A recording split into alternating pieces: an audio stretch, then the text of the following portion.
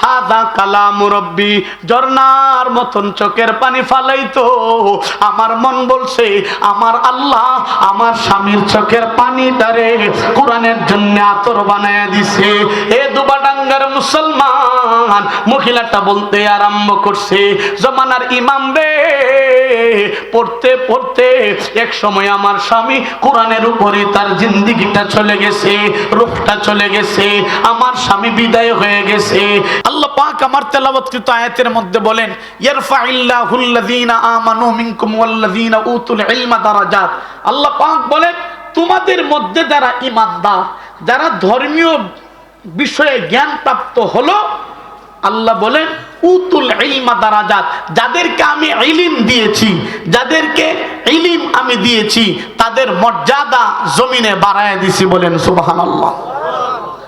যারা ধর্মীয় জ্ঞান প্রাপ্ত হলো, আল্লাহ যাদেরকে ইলম দিয়েছে, এদের মর্যাদা বাড়ায় দিছেন কে?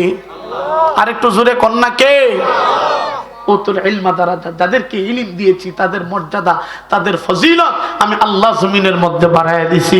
এই জন্য আল্লাহর হাবিব সাল্লাল্লাহু আলাইহি ওয়াসাল্লাম বলেন, তলাবুল ইলমি ফারিদাতুন আলা কুল্লি মুসলিম। যারা ধর্মীয় জ্ঞান প্রাপ্ত হয় এদের মর্যাদা আমি আল্লাহ জমিনে বাড়ায় দেই। যাদেরকে ধর্মীয় জ্ঞান দান করি তাদের ফজিলত জমিনের মধ্যে বাড়ায় দেই। এই জন্য আল্লাহর হাবিব বলেন, তলাবুল ইলমি ফারিদাতুন আলা মুসলিম। সেই ধর্মীয় জ্ঞান, আল্লাহর দ্বীন, আল্লাহর কোরআন শিখা প্রত্যেকটা মুসলমানের জন্য ফরজ। বলেন সুবহানাল্লাহ। এটা তিন ভাবে ফরজ।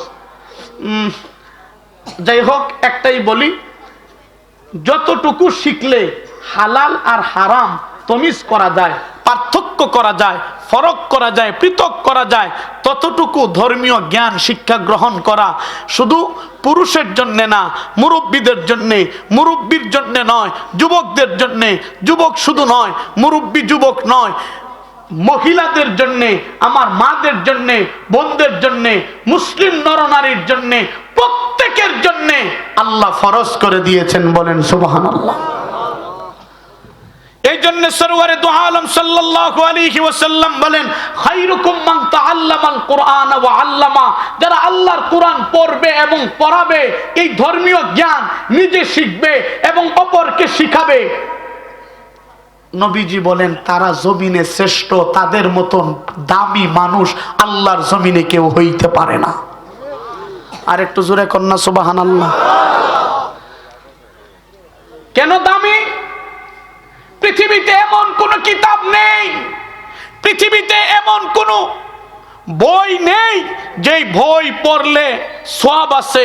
এর হাদিস কিংবা আয়াত দ্বারা কোনো প্রমাণ নাই, কিন্তু আল্লাহ পাক এমন একটা কিতাব পাঠাইছে যেই কিতাব পড়লে সওয়াব, পড়াইলে সওয়াব, শুনলে সওয়াব, শুনাইলে সওয়াব, হাত দিলে সওয়াব, হাতাইলে সওয়াব, একজনকে শুনাইলে সওয়াব। কোরআনকে বুকের মধ্যে নিয়ে যদি এইভাবে বুকের মধ্যে নিয়ে লাগায়, তারপরেও আল্লাহ পাক তাকে সওয়াব দান করে।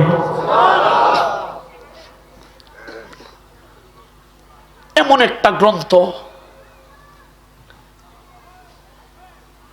এমন এক কিতাব, যেই কিতাব পড়লে একটা হরফ পড়বে 10টা করে নেকি আল্লাহ তার আমল নামায় দিবে। আর একটু জোরে কও না সুবহানাল্লাহ।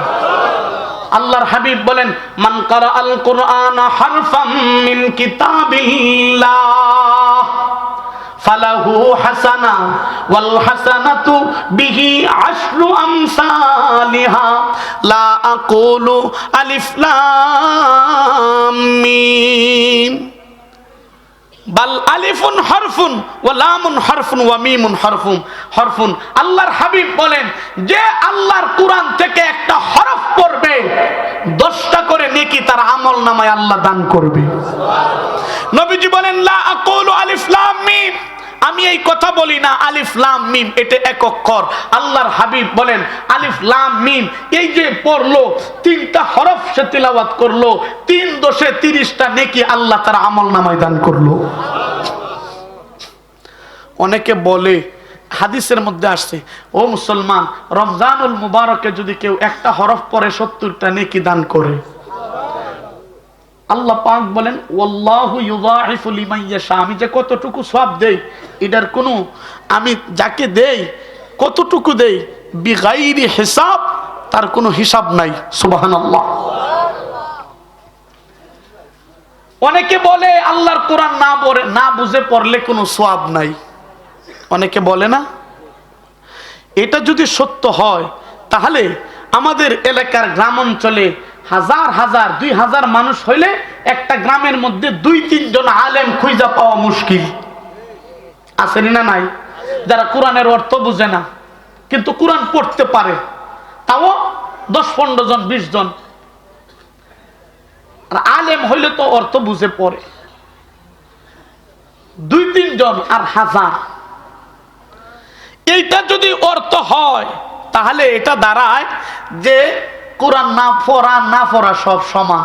কারণ গ্রামের মানুষ তো কোরআন অর্থ জানে না, কোন রকমে পড়তে জানে, অর্থ জানে না। যদি অর্থ না বুঝে পড়লে সওয়াব না হয় তাহলে তো যারা পড়তেছি সব বেকার, অযথা আমরা সময় কাটাইতেছি। অর্থ এটা দাঁড়ায় না। কিন্তু আল্লাহর হাবিব বলেন না, কোরআন বুঝে পড়লে যেমন সওয়াব হবে, না বুঝে পড়লেও তেমন সওয়াব হবে। এটা বুখারীর হাদিস, ইয়াতা তাতাউল কোরআন লাহু আজরান। আল্লাহর কোন বান্দা কোরআন পড়তে জানে না কিন্তু পড়ার চেষ্টা করে, আল্লাহ পাক তারে 2টা সওয়াব দান করে।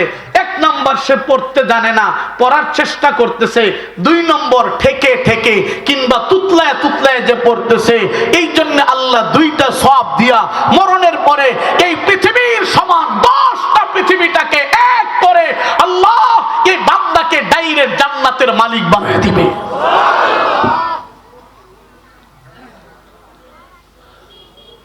কোরআনুল কারীমে কিছু হরুফে মুকাত্তাআত আছে যেগুলার অর্থ আল্লাহ ছাড়া পৃথিবীর কেউ জানে না।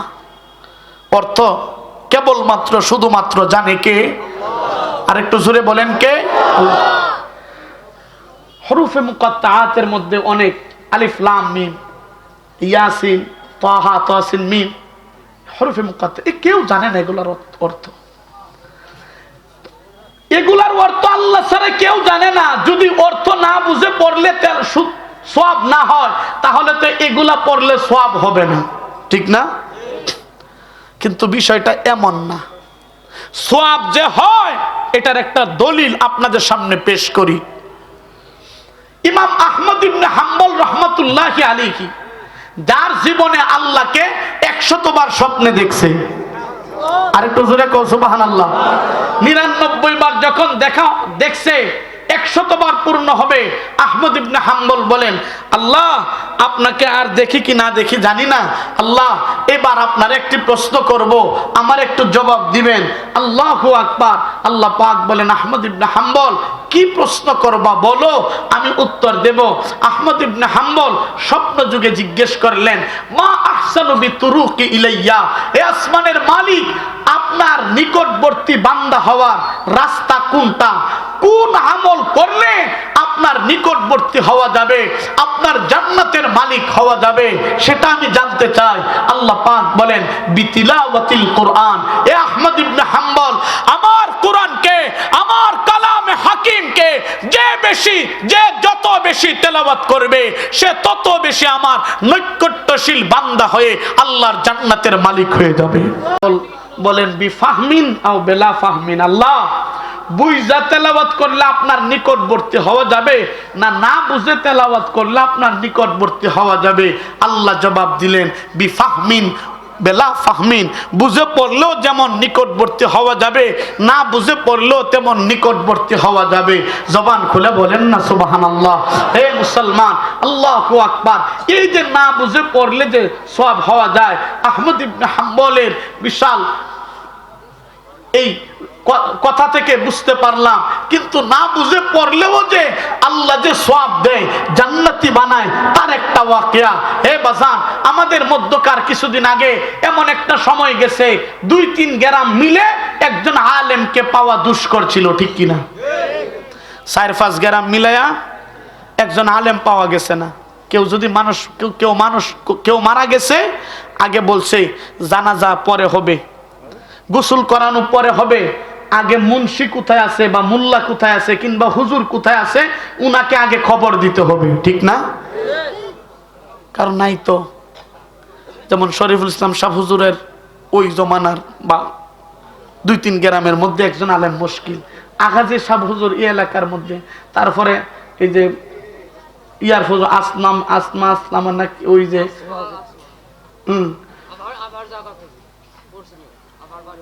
ওই জমানায় ওই জামানার তারও আগের জামানায় ইমাম গাজ্জালী রাহমাতুল্লাহি আলাইহি আল্লাহকে স্বপ্ন দেখছে। আল্লাহ পাক ইমাম গাজ্জালীরে বলেন, ইয়া ইমাম, আমার একটা মাহবুব বান্দা মারা গেছে, জানাজা দিবার মতন মানুষ নাই, তাকে জানাজা দেওয়ার জন্য তুমি ওই জায়গাতে চলে যাও। অবস্থা কেমন হয়েছে? সুবহানাল্লাহ বলার জন্য রেডি, দিলটারে নরম করে দেন, একটা আওয়াজ করে একবার বলেন না আল্লাহু আকবার, আর একটু জোরে বলেন না আল্লাহু আকবার। মুসলমান জমানার ইমাম গাজ্জালী রাহমাতুল্লাহি আলাইহি আল্লাহকে স্বপ্ন দেখছে। আল্লাহ পাক ইমাম গাজ্জালী রাহমাতুল্লাহি আলাইহি রে বলে, এ জমানার ইমাম, অমুক এলাকায় আমার একটা মাহবুব বান্দা গেছে, জানাজার নামাজ পড়াবার কোনো মানুষ নাই, গোসল দিবে এমন কোনো মানুষ নাই। মুসলমান ভাইরা রে আমার, নজর করে দেখা যায় আল্লাহ পাক যে স্বপ্ন যুগে ইমাম গাজ্জালীর রাস্তা দেখাইছে, গ্রামের খবর গ্রামটা দেখাইছে, ইমাম গাজ্জালী আল্লাহু আকবার এমনিতেই ইমাম গাজ্জালী রাহমাতুল্লাহি আলাইহি ফজরের নামাজ পড়ার পর আল্লাহর স্বপ্ন দেখা গ্রামের মধ্যে হাঁটতে আরম্ভ করছে। এ দুবাডাঙ্গার মুসলমান, ইমাম গাজ্জালী রাহমাতুল্লাহি আলাইহি ওই এলাকার মধ্যে চলে গেছে, যায় নজর করে দেখে একটা আল্লাহর বান্দা পৃথিবী থেকে বিদায় হয়ে গেছে, গোসল দিবে এমন কোন মানুষ নাই, জানাজার নামাজ পড়াবে এমন কোন মানুষ নাই। মুসলমান ভাইরা রে আমার, জমানার ইমাম গাজ্জালী রাহমাতুল্লাহি আলাইহি রে মুসলমান নিজে আল্লাহু আকবার গোসল দিয়া, যেই মুহূর্তে গোসল দিয়া তারে খাটিয়ার মধ্যে রাখছে, নজর করে দেখে আমার আল্লাহ পাক ইমাম গাজ্জালী রাহমাতুল্লাহি আলাইহি তাকায় দেখে এ বান্দার চেহারা দিয়া আমার আল্লাহ নূর চমকায়া দিছে। এ মুসলমান, এই অবস্থা যখন হয়ে গেছে, জমানার ইমাম নিজে এই বান্দাটারে জানাজার নামাজ পড়ায়া আল্লাহু আকবার খাটিয়াটা নিজে কাঁধে করে যখন কবরস্থানের দিকে চলে গেছে, নজর করে দেখা যায় ওই খাটিয়া আল্লাহু আকবার কবরস্থানের সামনে যখন নিয়ে চলে গেছে, মুসলমান ভাইরা রে আমার, নজর করে দেখে আল্লাহ পাক এই বান্দার কবর থেকে আল্লাহ ডাইরেক্ট মিশকে আম্বরের ঘ্রাণ বাহির করে দিছে। বলেন সুবহানাল্লাহ। আমার ভাইরা রে, কবর থেকে যখন মিশকের ঘ্রাণ আরম্ভ হয়ে গেছে, জমানার ইমাম গাজ্জালী রাহমাতুল্লাহি আলাইহি নিজে আল্লাহু আকবার, এখন তো কবরস্থানের মধ্যে মানুষ নামার কোনো অভাব নাই, এমন একটা সময় গেছে কবর খুঁজতে যাইতো ভয় পাইছে, কিন্তু গেলেও কবরের মধ্যে নামবে এমন সাহসী মানুষ কিন্তু কম ছিল। আমার ভাইরা রে, ইমাম গাজ্জালী রাহমাতুল্লাহি আলাইহি নিজে কবরস্থানের মধ্যে নেমে গেছে, কবরের মধ্যে নাইমা ইমাম গাজ্জালী রাহমাতুল্লাহি আলাইহি মা যেমন করে সন্তানটারে বুকের মধ্যে নেয়, বাবা একটা সন্তান যেমন করে বুকের মধ্যে নেয়, হে মুসলমান, ইমাম গাজ্জালী রাহমাতুল্লাহি আলাইহি আল্লাহু আকবার লাশটারে বুকের মধ্যে নিয়া যেই মুহূর্তে কবরের মধ্যে রাখছে, নজর করে দেখে আমার আল্লাহ এই কবর থেকে আল্লাহু আকবার সুন্দর সুন্দর ফুল এইভাবে উদ্ভাসিত করে দিয়েছে। তার কবরের মধ্যে এত সুন্দর সুন্দর ফুল বাহির হয়ে গেছে, যেই ফুলের সম্পর্ক দুনিয়ার কোন ফুলের সাথে আল্লাহু আকবার মিলে না।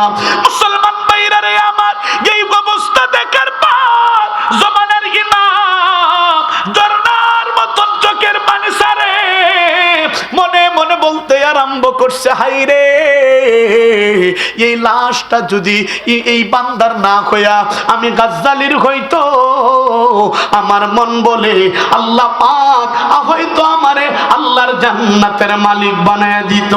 এ মুসলমান, কিন্তু মানুষটার আমল কি? কবর থেকে মিশকের ঘ্রাণ, চেহারা দিয়া নূর চমকায়, কবরে রাখার পরে কবর থেকে এইভাবে ফুল উদ্ভাসিত হয়ে যায়। কেন গো? এটা জানার জন্যে, আল্লাহু আকবার, এটা আমলটা কি, কি এমন আমল করছে এটা জানার জন্যে ইমাম গাজ্জালী রাহমাতুল্লাহি আলাইহি তার বাড়ির মধ্যে চলে গেছে। মুসলমান ভাইরা রে আমার, বাড়ির মধ্যে যাওয়ার পর ঘরের মধ্যে যে সালাম দিলেন, আসসালামু আলাইকুম। এ মুসলমান, ঘর থেকে একটা মহিলা আল্লাহু আকবার জবাব দিতে আরম্ভ করছে, ওয়া আলাইকুমুস সালাম। কে গো? কোথায় থেকে আসছেন? কেনই বা আমাকে সালাম দিছেন? আমার বাইরা রে, ইমাম গাজ্জালী রাহমাতুল্লাহি আলাইহি বলেন, মাগো সালাম দিয়েছি, যেই ব্যক্তিটা মারা গেছে আপনার কি হয়? আমার বাইরা রে, মহিলা বলতে আরম্ভ করছে, ইমাম, যেই সেই মানুষটা আমার স্বামী হয়। মাগো আপনি তাইলে বলতে পারবেন, আপনার স্বামী হইলে আপনার স্বামীর আমলটা কি ছিল? আমারে যদি একটু বলেন গো, আপনার স্বামীর আমলটা আমার জিন্দেগির আমল বানাইতে চায়। মুসলমান ভাইরা রে আমার, মহিলা ডাক দিয়ে বলে, রে জমানার ইমাম, এমন কোন আমল আমার স্বামী আমার চোখের সামনে, আমার স্বামী এমন কোন আমল করছে আমার চোখের সামনে ভাসে না, কিন্তু আমার স্বামীর একটা আমল এমন ছিল। কি বলবো? আল্লাহু আকবার। ইমাম গাজ্জালী রাহমাতুল্লাহি আলাইহি বলেন, মাগো সে আমলটারে আমারে একটু বলে দেন না, আমিও সে আমলটা করতে চাই। আমার বাইরা রে, মহিলাটা বলতে আরম্ভ করছে, এ জমানার ইমাম, আমার স্বামী আল্লাহর কোরআনকে শিখবে, মসজিদের মধ্যে কোনোদিন যায় নাই। আল্লাহর কোরআন শিখবে, মাদ্রাসার মধ্যে কোনোদিন যায় নাই। আল্লাহর কোরআন শিখবে, মক্তবের মধ্যে কোনোদিন যায় নাই। হুজুরের জবান দিয়া শুনছে, এক মজমার মধ্যে যায়া আল্লাহু আকবার হুজুরের জবান দিয়া শুনছে। কোরআন এমন একটা কিতাব, পড়লে সওয়াব, পড়াইলেও সওয়াব, শুনলে সওয়াব, শুনাইলেও সওয়াব, এটারে হাত দিলেও সওয়াব, হাতাইলেও সওয়াব। আল্লাহু আকবার। এই কথাটারে শুনে আমার স্বামী প্রতিদিন তাহাজ্জুদের নামাজ যে 2-3টা সূরা পারতো, শুদ্ধ হোক অশুদ্ধ হোক, এই সূরাগুলা দিয়া আমার স্বামী প্রতিদিন নামাজ পড়ে, আল্লাহর কালামকে সেলফ থেকে সুন্দর করে নিয়া শাহাদাত আঙ্গুলিটা দিয়া, এরে মুসলমান, এইভাবে কালামে হাকিমের মধ্যে হাতটারে আটাইতো আর এইভাবে বলতো। পারে না, কোরআন তেলাওয়াত করতে পারে না, কি করবে? কালো অক্ষরের মধ্যে হাত এইভাবে আটাইতো আর বলতো, হাদা কালামু রাব্বি, হাদা কালামু রাব্বি। এ মুসলমান, আওয়াজ করে বলো গো, এই কোরআনের মালিক হলেন যিনি?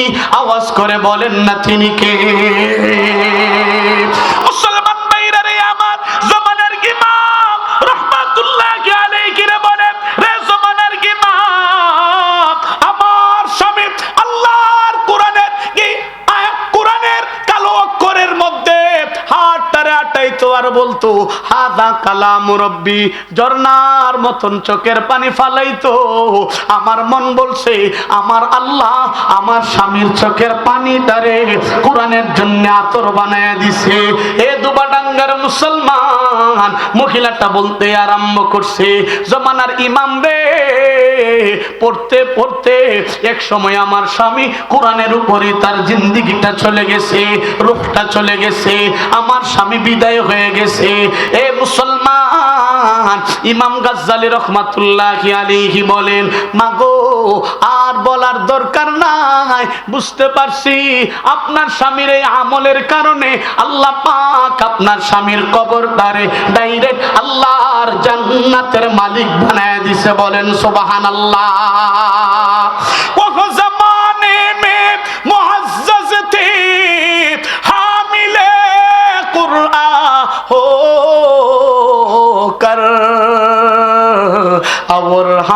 खार जलील है तारिके कुरआ होकर।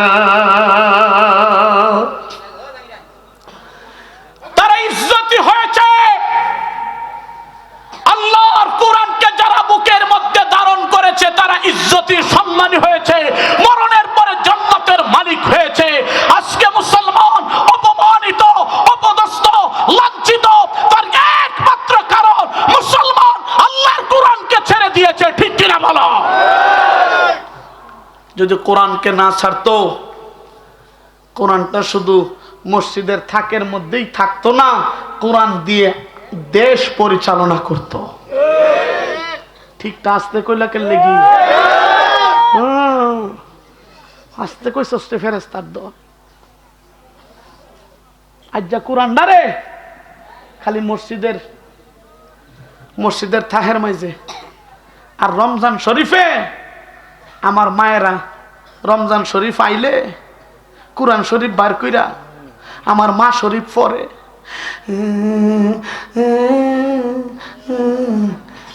আসেনি যেদিন রমজান শরীফটা গেল গা, সবে কদরের রাত, কদর শরীফ, সেদিন বস্তনি দিয়া শেষ কোরআন ফইরা করে গজব করে লইছে শেষ। এটারে ফেস দিয়া এই যে আস্তা বছর যা কোনো খবর নাই। আসেনি না? নাই, কোনো খবর নাই। এক বছর পরে বার করে দেখে কোরআনটা তেল চুরাই খায় নিছে। কথা কও আসেনি না? নাই। আর মসজিদের থাকের মধ্যে কোরআনটা ইয়ে করছে। খালি নামাজের কথাটা আছে রে, নামাজ এগুলার কথা বললে হুজুর ঠিক আছে। আল্লাহর কোরআনের মধ্যে জিহাদের ব্যাপারে আল্লাহ আলোচনা করছে। আল্লাহ পাক পর্দার কথা বলছে। এই সমস্ত কথা বলছে ওরা আদিম যুগে চলে গেছে। ঠিক কিনা বলে? আর নামাজ পড়লে সুবহানাল্লাহ তাসবিহ জফলে ওইটা কো না, এর মতন বুজুর্গ নাই রে। আসেনি না? নাই। আর জিহাদের কথা, এই নামাজের মধ্যে কোরআনের মধ্যে আল্লাহ জিহাদের নামাজের কথা মাত্র ৮০ কিংবা ৮২ বার কইছে। কিন্তু জিহাদের কোরআনের মধ্যে আল্লাহ পাক জিহাদের আলোচনা প্রায় 400 বার আলোচনা করছে।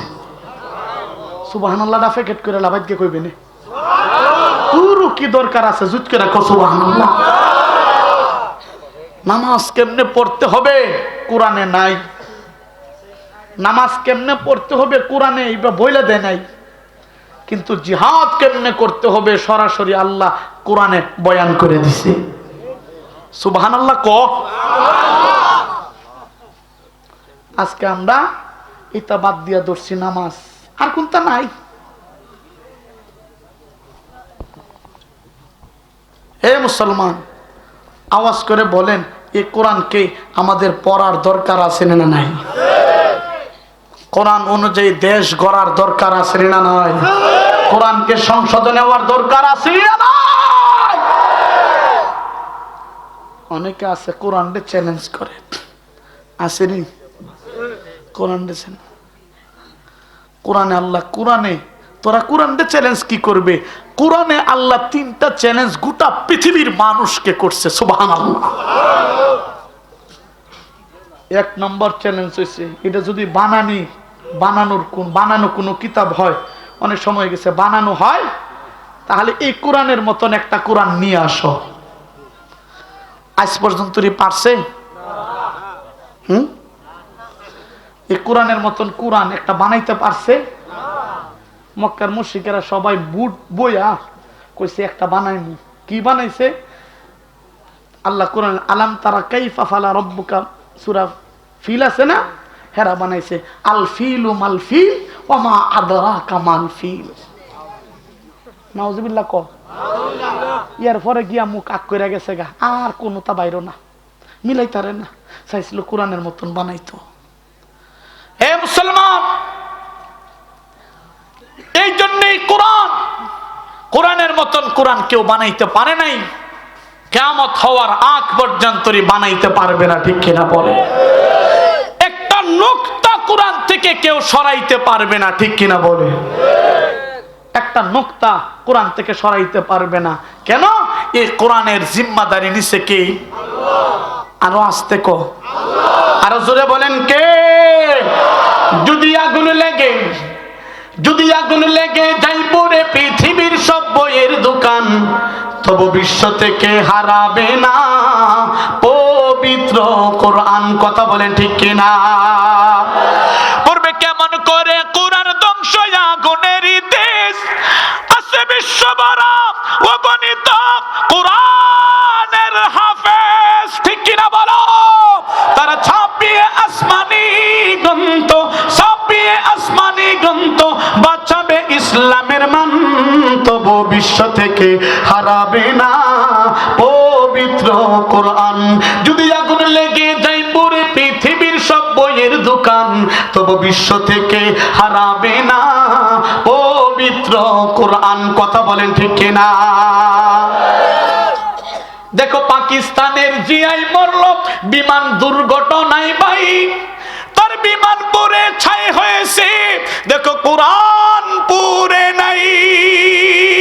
এই যে আমার রাসূলের সাধনার দন, এই যে আমার রাসূলের সাধনার দন, আল্লাহ পাকের নিজের দান, তবু বিশ্ব থেকে হারাবে না পবিত্র কোরআন। কথা বলেন ঠিক কিনা?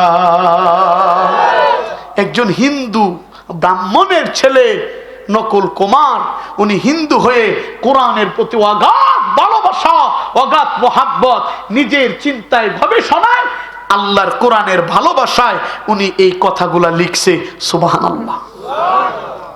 এ মুসলমান, এই জন্য এই কোরআনকে আমাদের বুকে ধারণ করার দরকার আছে না নাই? যে আল্লাহর কোরআনকে বুকে ধারণ করছে, আল্লাহ পাক মরণের পরে ডাইরেক্ট আল্লাহর জান্নাতের মালিক বানায় দিছে। কেমন জান্নাত বানাইছে? শুধু তাকে বানাইছে তা না, তুশাফা শাফাআতু ইয়াউমাল কিয়ামা, কিয়ামতের ময়দানে তাকে সুপারিশকারী আল্লাহ বানায় দিছে। হাফেজে কোরআন যারা হইছে, আজকে এই 5 জন ছাত্ররে হাফেজে কোরআন, এদের মাথায় পাগড়ি পরাইছে, এদেরকে দুনিয়াতে পাগড়ি পরাইছে। আল্লাহ পাক তার মা বাবার মাথার মধ্যে নূরের টুপি পরায়া গোটা কিয়ামতের ময়দানে ইজ্জতি বানায় দিবে। সুবহানাল্লাহ। মান ক্বারাআল কুরআন ওয়া আমিলা সালিহান উলবিসা ওয়ালিদাহু তাজাই ইয়াউমাল কিয়ামাহ। আল্লাহর কোরআন যে পড়ছে এবং সে অনুযায়ী আমল করছে, কিয়ামতের ময়দানে তার মা বাবাকে নূরের টুপি পরায়া ইজ্জতি বানায় দিবে। নূরের টুপির কিরণ সূর্যের চাইতেও বেশি আলোকিত হবে। সুবহানাল্লাহ বলেন। হে মুসলমান, এই জন্য আমরা আমাদের কোরআন মান কারা আল কোরআন ফাস্তাযহারাহু ফাআহাল্লা হালালাহু ওয়া হারামা হারামাহু আদখালাহুল্লাহুল জান্নাহ। হে মুসলমান, যে কোরআন পড়ে এবং হালালকে হারাম, হালালকে হালাল, হারামকে হারাম জেনে তদনুযায়ী আমল করে, আদখালাহুল্লাহুল জান্নাহ, তার জন্য সে কিয়ামতের দিন ডাইরেক্ট আল্লাহর জান্নাতের মালিক হয়ে যাবে। আর যে হাফেজ হইছে, কিয়ামতের ময়দানে আল্লাহ কইবে ইকরা ওয়ারতাকি কামা কুনতা তুরাতিলু ফিদ দুনিয়া ফাইন্না মানাজিলাকা ইনদা আখিরি আয়াতিন তাকরাউহা। কিয়ামতের ময়দানে আল্লাহ কইবে, ও হাফিজে কোরআন, ও কোরআনের হামিলরা, ও হাফিজে কোরআন, তোমরা পড়ো এবং চড়ো। পড়তে পড়তে 6666টা আয়াত যেখানে পড়ে শেষ হবে, 6666 তালা জান্নাতের মালিক আল্লাহ তাকে বানিয়ে দিবে। আর একটু জোরে কন্যা সুবহানাল্লাহ। মুসলমান শুধু তা না, যারা আলেম হবে সে তো হাফেজ হইছে, হাফেজ হয়ে আলেম হবে, কিংবা হাফেজে কোরআন হয়ে আমল করবে। মুসলমান ভাইরা রে আমার, কিয়ামতের ময়দানে আল্লাহ পাক সর্বপ্রথম আল্লাহ পাক যখন সে সিংহাসন নিয়া গোটা কিয়ামতের ময়দানে সমস্ত মানব জাতির বিচারালয় কায়েম করবে। আমার বাইরা রে, আল্লাহ পাক যখন সিংহাসনের মধ্যে বসে যাবে, আল্লাহ পাক সিংহাসনের মধ্যে বসার পর সর্বপ্রথম সিংহাসনের মধ্যে বৈশা ইদা কাদা আলা কুরসিহি লিকাযাইহি ইয়া মাশারাল উলামা ইন্নী লাম আযা ফীকুম ইলমি। এ মুসলমান, সিংহাসনের মধ্যে আল্লাহ পাক প্রথম সমাসীন হয়ে আল্লাহ পাক ঘোষণা দিতে থাকবে, ও উলামায়ে কেরাম, ও হাফিজে কোরআন, ইদা কাদা আলা কুরসিহি লিকাযাইহি ইয়া মাশারাল উলামা, এ উলামায়ে কেরাম, ইন্নী লাম আযা ফীকুম ইলমি, তোমাদেরকে ইলম দিয়েছিলাম লিউআযিবাকুম। আল্লাহ প্রশ্ন করে বলতেছে, তোমাদেরকে কি আযাব দেওয়ার জন্য ইলম দিয়েছিলাম? বলবে না, না, আযাব দেওয়ার জন্য তোমাদেরকে ইলম দেই নাই। ফাকাদ গাফারতু লাকুম, আমি আল্লাহ তোমাদেরকে মাফ করে দিলাম। ওয়ালা উবালি, কারো পরোয়া করব না, তোমরা আমি আল্লাহর জান্নাতের মালিক হয়ে যাও। জবান খুলে বলেন সুবহানাল্লাহ। আশিকেরা রোজে মাহশর বাকিয়ামত কারনে, আশিকেরা দর তমাশাই জামালে यार ने। আল্লাহ পাক উলামায়ে কেরামকে maaf করে দিবে, তারা আল্লাহর নূরের তাজাল্লি নিয়ে খেলবে। ওইদিকে আল্লাহ পাক যারা কোরআন পড়ে নাই, যারা আল্লাহর দ্বীন শিখে নাই, যারা দ্বীন অনুযায়ী চলে নাই, আল্লাহর কোরআন শিখে নাই, কোরআন অনুযায়ী আমল করে নাই, কোরআন শিখে নাই, কোরআনের সাথে বেয়াদবি করছে, কোরআনের সাথে গাদ্দারি করছে, কোরআনের অর্থকে বিকৃত করছে, মুমিন হয় নাই, তাদের বিচারালয় কায়েম করে সবাইকে বিচার করে করে জাহান্নামে ঢুকাইয়া দিবে। ঠিক কিনা বলো? এই জন্যে আলেম হতে হবে, আলেম হতে হবে, হাফিজ হতে হবে। ও দুবারডাঙ্গার মুসলমান, আপনাদের তো এত দাম। হাফিজে কোরআনটা যে রাস্তা দিয়ে হাঁটে ফেরেশতার দল, মুসলমান হিসাবে আপনাকে এটা বিশ্বাস করতে হবে। আপনি যদি মুসলমান হন, বিশ্বাস করতে হবে। যদি মনে করেন না আমি মুসলমান, আমার বিশ্বাসের দরকার নাই, তাহলে আপনাকে বলতেছি না যে হাফিজে কোরআন কোরআন পড়ার জন্য, তেলাওয়াত করার জন্য মাদ্রাসায় প্রবেশ করে, যেই রাস্তা দিয়ে আসে, এই রাস্তার আশেপাশে যত কবরস্থান আছে, এই কবরস্থানের 40 দিনের গুনারে আল্লাহ মাফ করে দেয়। মাদ্রাসার মধ্যে বসে আল্লাহর কোরআন তেলাওয়াত করে। হে মুসলমান, মুসলিম শরীফের মধ্যে আসছে, মৃতরা জীবিতদের কথা অনুভব করতে পারে। সুবহানাল্লাহ কও। কোরআন তেলাওয়াত, এই যে কাজী নজরুল বলেছিলেন, মসজিদেরই পাশে আমার কবর দিও ভাই, দূর থেকে যেন আমি মুয়াজ্জিনের আজান শুনতে পাই। এমনিতেই বলে নাই। হে মুসলমান, কোনো সন্তানের মা বাবা মারা যায়, আর সন্তান যদি ভালো আমল করে, মা বাবা কবর থেকে এটা এহসাস করতে পারে, বুঝতে পারে, আল্লাহ তার এই সন্তানের প্রতি খুশি হয়, কবরের সামনে যায় কথা বলে, তো মা বাবা এটার যেমন শুনতে পারে। এ বাজান, এই জন্যে হাফেজে কোরআন যারা হয়েছি, মা বাবার কবরের পাশে যায় কোরআন তেলাওয়াত করব, মা বাবার জন্য দোয়া করব। এই মাদ্রাসার মধ্যে কোরআন পড়া হয়, এলাকার যত কবরস্থান আছে, যারা ময় মুরব্বীরা বিদায় হয়ে গেছে, এই কোরআনের আওয়াজ আল্লাহ তাদের কানের মধ্যে পৌঁছায় দেয়। আর তো জোরে কন্যা সুবহানাল্লাহ। হে বাজান, এই জন্য আমরা কোরআন পড়বো তো ইনশাআল্লাহ, পড়বো তো ইনশাআল্লাহ। কোরআন পড়লে দামি বানায় দেয় কে? আরো জোরে বলেন না কে? আল্লাহ বলছেন, ইয়ারফাইল্লাহুল্লাযীনা আমানু মিনকুম ওয়াল্লাযীনা উতুল ইলমা দারাজাত। আমি সেই সিলেটের মানুষ, আপনারা এখানে কেন আনছেন? আমি আপনাদেরকে চিনতাম? আপনারা আমাকে চিনতেন? কিন্তু কোরআনের কারণে আল্লাহ পাক আমাকে এই জায়গায় নিয়ে আসছে। আল্লাহ বলছে, উতুল ইলমা দারাজাত, যাদেরকে আমি ইলম দিয়েছি, তোমাদের মধ্যে যারা ঈমানদার, যারা ধর্মীয় জ্ঞান প্রাপ্ত হলো, যাদেরকে ইলম দিয়েছি, আমি তাদের মর্যাদা জমিনে বাড়ায় দিছি। আর একটু জোরে কও সুবহানাল্লাহ। আল্লাহ পাক আরেক আয়াতের মধ্যে বলেন, এই ইলমটা আমি আল্লাহ যাকে চাই তাকে দেই। সুবহানাল্লাহ। ইউতিল হিকমাতা মান ইয়াশাউ ওয়া মান ইউতাল হিকমাতা ফাকাদ উতিয়া খায়রান কাসীরা। আল্লাহ যাকে চায় তাকেই হিকমত প্রজ্ঞা দান করে। হে বাজান, এটা আল্লাহর পক্ষ থেকে দামি। এই ইলমের মতন দামি পৃথিবীতে আর একটাও নাই। যে যেই ধর্মেরই হোক, যে যেই ধর্মেরই হোক, সেই ধর্মের সে যাই করুক, কোটি কোটি বিলিয়ন ট্রিলিয়ন টাকা দেশ পৃথিবীর মালিক হয়ে যাক, তার একটা সময় যখন পৃথিবীতে কেউ থাকবে, কেউ বাঁচবে, একটা সময় এমন আসে তখন তার ধর্মের প্রতি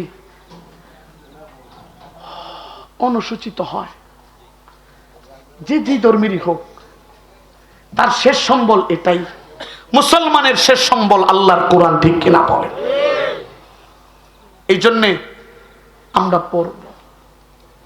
আমরা পড়ব তো ইনশাআল্লাহ, পড়ব তো ইনশাআল্লাহ। হাদিসের মধ্যে আসছে, তালিবুল ইলমরা আল্লাহর কোরআন শিখার জন্য দুবারাঙ্গা মাদ্রাসায় আসে। আল্লাহ পাকের ফেরেশতারা নূরের পাখাগুলাই তালিবুল ইলমের পায়ের নিচে বিছায়া দেয়। কত দাম! এত দামি কোরআন আমরা পড়বো তো ইনশাআল্লাহ, আমাদের সন্তানদেরকে পড়াবো ইনশাআল্লাহ। আমার সন্তান নাই, বাতিজারা পড়াবো। আমি দাদা হয়ে গেছি, আমার ছেলেকে পড়াইতে পারতেছি না, আমি আমার নাতিকে পড়াবো তো ইনশাআল্লাহ। আল্লাহ পাক যেন কবুল করে।